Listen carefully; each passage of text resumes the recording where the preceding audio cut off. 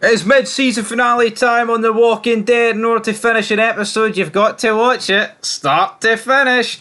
Woo! That is the title of this episode. That's as good as this episode got for me. That shitey ass review intro that I just did there. But let's talk about it. It is the prologue. It is the penultimate episode until No Way Out. Because No Way Out's the big talked about episode. So let's see how the walkers got inside the gates of Alexandria, shall we? Well, of course, the Watchtower fell last time. But we do begin this episode with Sam. He's leaving an empty packed lunch plate. It's sitting on the floor. The ants are crawling down. They're eating it. What's that supposed to... It's symbolising, I guess, the ants or the walkers, and I guess... Wee Sam's about to die. The Alexandrians or the burger patty that are about to get ate by the ants. It was long, overdrawn, didn't do anything for me. I think The Walking Dead must be the show on TV that I can recall off the top of my head with like the worst intros. Like some of them in the earlier seasons used to be good, but nah man, for a long time they've just absolutely sucked. No, they have sucked. I think the worst one though was the Eden one that we seen. Enid? Yeah, but that was definitely... I think it was just the previous episode, her and Glenn. But for the most part here, right, you've just got people in Alexandria running scared. Diana falls over. There's two walkers around her. She injures herself on a saw blade. But you had to be eagle-eyed to notice this. She actually got bit in the process, but no one knows yet. Yeah, we didn't see it. We didn't think she was bit, but it turns out later on when they get into one of the houses in Alexandria, they're checking to see everyone's okay. They're going to patch Diana up, but they can't really give it stitches. They think it's just a cut, but then they see little teeth marks, and at this point we know that we're about to say bye-bye to Diana, because it's one of those like bites where it's just in a part. It's not on a limb, so you can't hack it off or nothing like that. So yeah, Diana is going to die, and I pretty much felt absolutely nothing. That's how much of a character Diana was for me. Yes, now apparently Diana, when she was shooting at the walkers, actually shot Maggie in the leg. Didn't actually notice that, but that's what the Wikipedia says, so that's what I'm going to go with. Right, Diana sucks, right? See, to literally sum up what happens in that house, they get into a house, they put her up there, like you said, they find the bite mark.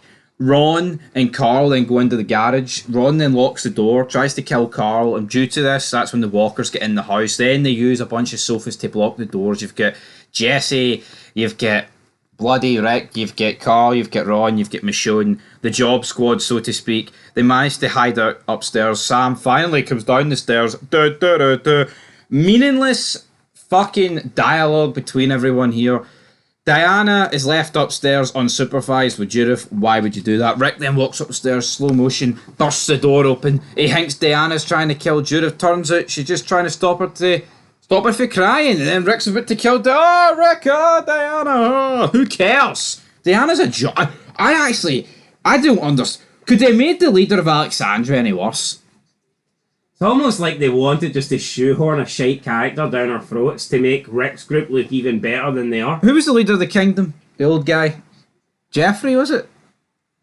Ezekiel? No, not Ezekiel. No, he's... Oh, I know, the Hilltop, sorry. Oh, God. What's his name?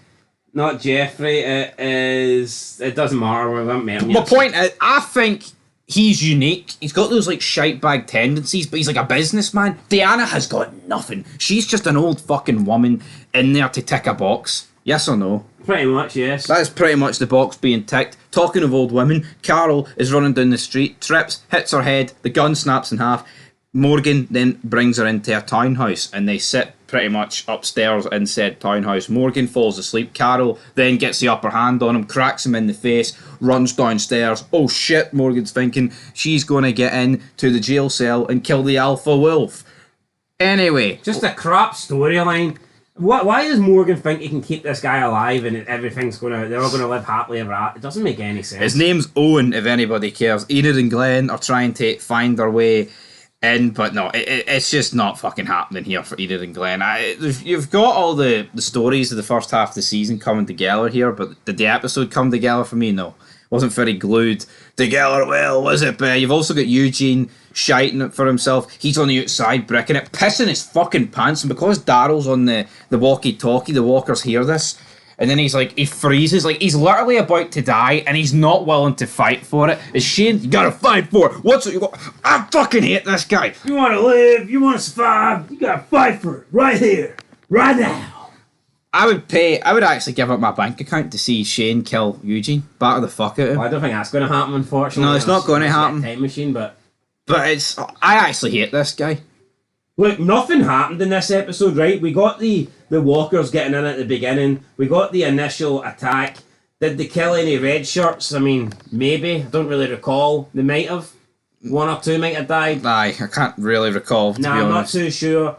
It feels like we've already seen an invasion because of the wolves. So, yeah, we just get the main group of characters. They are locked up in a house.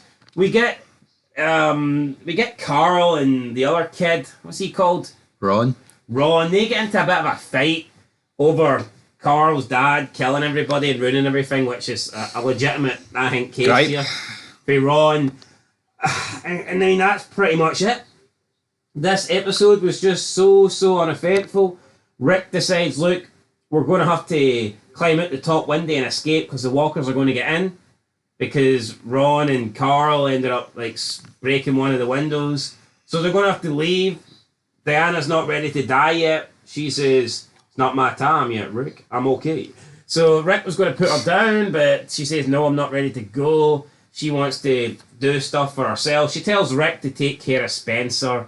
I mean, as if Rick gives a crap about Spencer. We all know. I mean, see by the time Rick's feet hit the grass getting out the top flight window, he's probably already forgotten about the promises made about Spencer. Doesn't he know who Spencer is? So, yeah, Spencer, the tank agent. So, Rick and the group leave. We see the walkers then in the house. They manage to break through the barricade. They get up the stairs, and then Diana stands up, and it's her last stand, so to speak, and she starts shooting. And screaming. It's like done in silence. I thought it was one of the cringiest scenes this show's ever produced. Yeah, so she takes out the walker. I mean, it's kind of funny because she's such a fucking shite shot, yet here when she's bit, she starts headshotting them all. It's like, what the hell? Really? Someone that never even shot a gun before?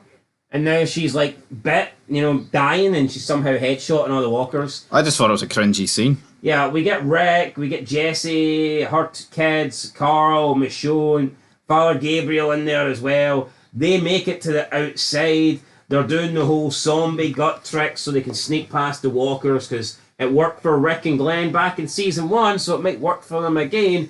And we see them like link up, they hold hands, they're going to get their way through. And that is it. That's the end of the episode.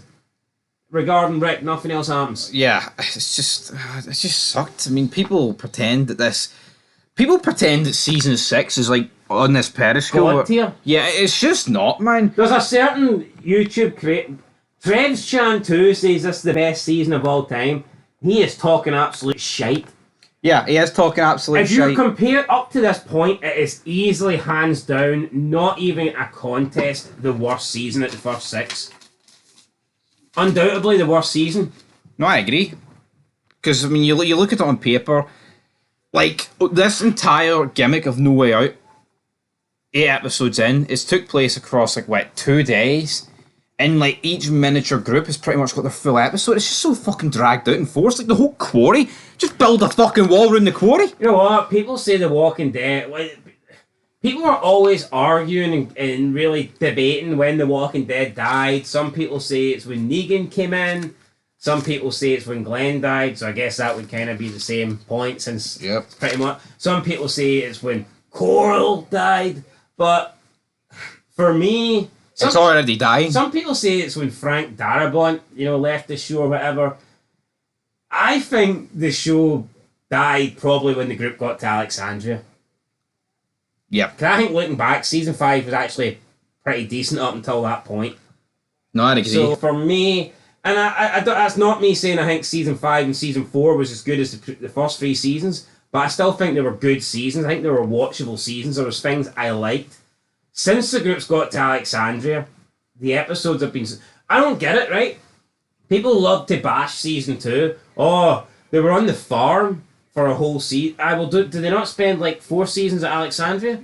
Yep. Do they not spend the rest of the show at Alexandria? Something like like that. And I tell that. you what, see if you're going to be stuck in the one location, the one thing you need to get episodes from start to finish is you need good characters with good dialogue. The Walking Dead just doesn't have it anymore. Nope, they lost it a long time ago. But even when there's a bit of needle in the group, right? Even when you've got a bit of animosity within that can work. What do? They kill Pete in season 5. They kill Yeah, but no, but they kill Deanna's son, who kind of had an issue with the way Rick's group tried to do things, and then at the very beginning they bring another jobber guy that we'd never seen before. He's taking issue with Rick, and then he dies midway through the first episode, and that's it. It just turns back into the let's kiss Rick's ass. No, but see the animosity stuff, right? Why can't someone who we actually know for like season 1 and 2 be pissed with Rick? Why is Glenn, Daryl, Carol, Maggie? Why are they all got to be Rick's arse? Why couldn't for a season could one of them go head to head with Rick? Can that not be done? Like I'm not like in Sons of Anarchy how we see Bobby and Jax kind of butt heads through season 5. Yeah. I just do not understand why no one can ever question Rick. It's like people talk about Daryl, right? How good? I'm not saying how good, but how great. But I mean, if Daryl goes up against Rick, feuding with him for like a season, would that not be better than just the constant puckering of the fucking lips up his rectum? Bend over, Rick. Bend over, Rick. I've got Anyway, my crossbow on your ass. And I'm ready to use it. I'm ready to rate this episode. I'm going to get. Considering it was a mid-season finale, I kind of expect more. Is it the worst mid-season finale up to this point? Easily, I'd say. Yes. Well, let's compare them, right?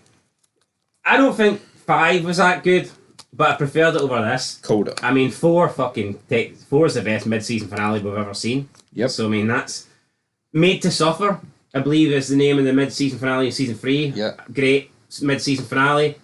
Pretty Much Already Dead. Great mid-season finale. Pretty and much obviously dead. season 1 didn't have a mid-season finale, so.